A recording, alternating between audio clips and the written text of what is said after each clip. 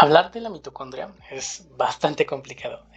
Voy a intentar enfocarme en hablar las cosas más importantes, pero es que es un organelo muy, muy interesante y muy, muy complejo, ¿no?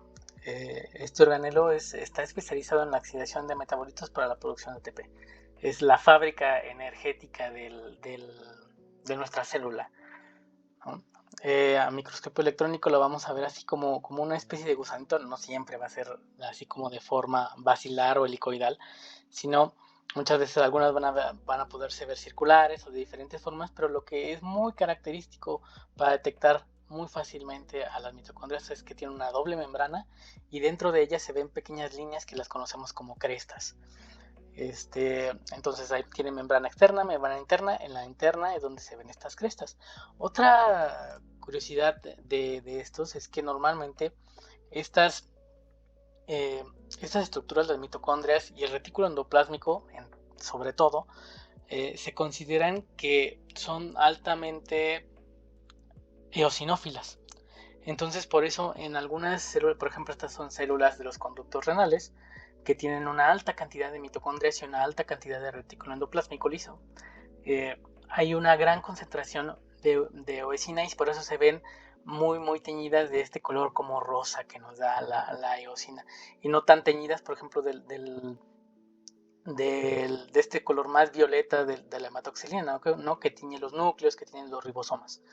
Entonces, eh, podemos ver más claros este tipo de cortes de las células que tienen un alto contenido en mitocondrias y en retículos endoplásmicos. Y ya cuando, por ejemplo, vemos las imágenes de microscopio electrónica de transmisión, pues podemos ver aquí la enorme cantidad que hay de mitocondrias. No sé si las vean un poquito más oscuras, se alcanza a ver el núcleo, por ejemplo, de esta célula y una enorme cantidad de mitocondrias alrededor, que son precisamente estas estructuras vesiculares que tienen rayitas en el interior, que son las crestas, ¿no?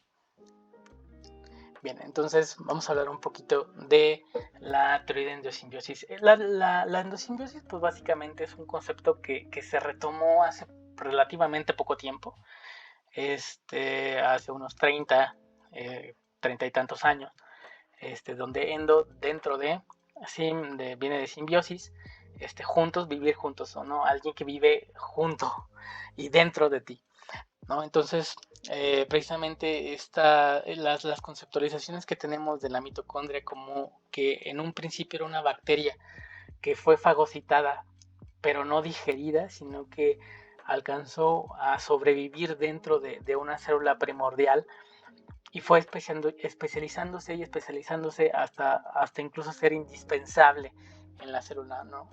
Especializarse totalmente en la generación de ATP, hasta que fue indispensable. Ya unas células y mitocondrias simplemente no tienen la capacidad energética para sobrevivir, ¿no? Necesitan sus mitocondrias.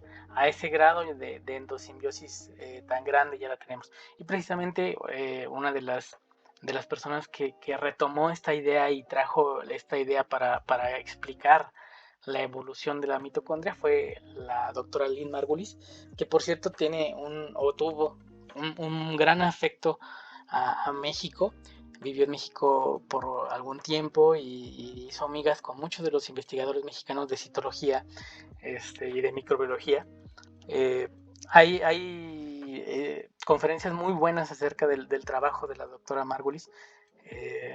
Se las recomiendo que le den alguna vez en alguna buscada en internet. Es muy interesante porque ella retoma conceptos de la microscopía y de la bioquímica en un momento en que era el boom de lo molecular, del ADN, de las proteínas, de entender de secuenciación. Entonces ella retoma conceptos muy básicos de la ciencia y los moderniza para regenerar ideas y conceptos. Es muy interesante su trabajo y fruto de ello, pues es que es una persona muy, muy importante para la ciencia a pesar de que falleció hace poco tiempo.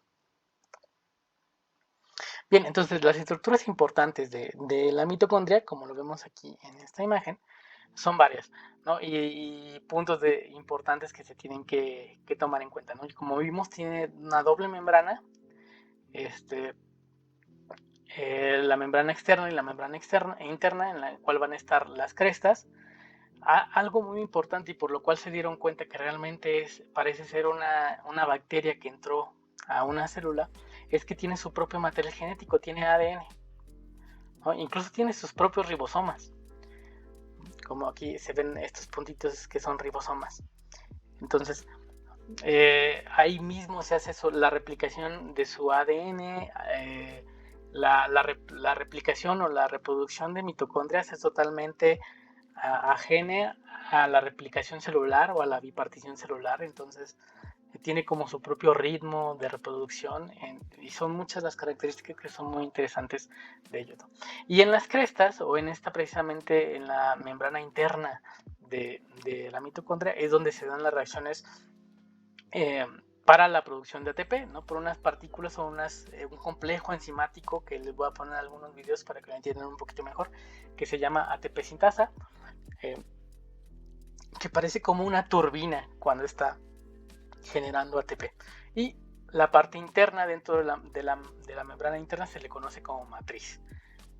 Entonces, y dentro del espacio intermembranal es donde vamos a encontrar una gran cantidad de protones. Lo van a entender un poquito mejor cuando vean las animaciones de cómo se produce el ATP dentro de las mitocondrias.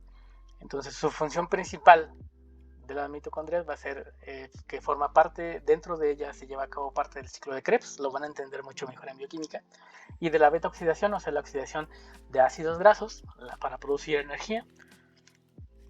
Y esta fotografía es impresionante, es una fotografía de microscopía electrónica de barrido, donde se puede ver la doble membrana de la mitocondria y cómo se ven las crestas en el interior de la mitocondria. Se necesita para el área en cuanto a superficie es enorme dentro de la mitocondria y produce constantemente muchísimo ATP para la producción de energía, ¿no? A través de reacciones que las conocemos como fosforilación oxidativa.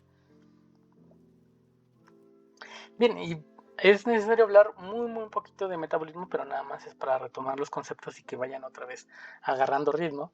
El metabolismo es un conjunto de cambios químicos y biológicos que producen continuamente las células vivas de un organismo. No es como la célula intentando subir una piedra, ¿no? Aquí lo pongo, o diferentes reacciones tanto que se llevan a cabo de manera espontánea como otras que necesitan energía, ¿no? Y se puede dividir en dos. Una es el anabolismo, que es a través de moléculas simples, la unión para formar una molécula más compleja, que conocemos como macromolécula, y aquí se necesita energía, por eso entra ATP. Y la otra parte del metabolismo es el catabolismo, en donde tenemos una molécula muy compleja, muy grande, y el romper los enlaces entre las moléculas nos da a producir ATP, que es precisamente lo que pasa en una mitocondria, el catabolismo, ¿no? Moléculas complejas empezamos a romper enlaces para producir energía. Y hay enfermedades mitocondriales. Dado que la madre es normalmente la que hereda a los hijos las mitocondrias, ya que el espermatozoide cuando entra no lleva consigo mitocondrias, o más bien el núcleo del espermatozoide no lleva consigo mitocondrias, la madre va a ser la que siempre va a heredar las mitocondrias. Y a veces cuando tienen un problema mitocondrial, una mujer va a transferir esos problemas mitocondriales a sus hijos, ¿no? Hay descritas unas 150 mutaciones que acaban con enfermedades de distintos tipos. Entre lo más común que sucede con este tipo de cosas suceden cuando hay mutaciones dentro del genoma mitocondrial. Normalmente se generan cantidades más bajas de ATP, ¿no? Lo que lleva a debilidad muscular, defectos cognitivos, degeneración cerebral, entre muchas otras cosas que pueden pasar desafortunadamente en este tipo de enfermedades, ¿no? Y en Estados Unidos se calcula que 1 de cada 100.000 nacidos tiene alguna enfermedad mitocondrial. Y esto nos da un tema muy interesante porque ya se ha visto que se pueden transferir, trasplantar incluso mitocondrias, lo cual nos lleva a un complejo ético muy interesante en cuanto a que una persona puede tener dos madres, ¿no? Aquella que te brinda tu código genético nuclear y aquella que te brinda tu código genético mitocondrial, o las mitocondrias que te pueden ayudar a sobrepasar una enfermedad que te pudo haber transmitido tu propia madre. Es un complejo, es un problema ético bastante interesante y si quieren lo podemos platicar con más detenimiento en la sesión de retroalimentación.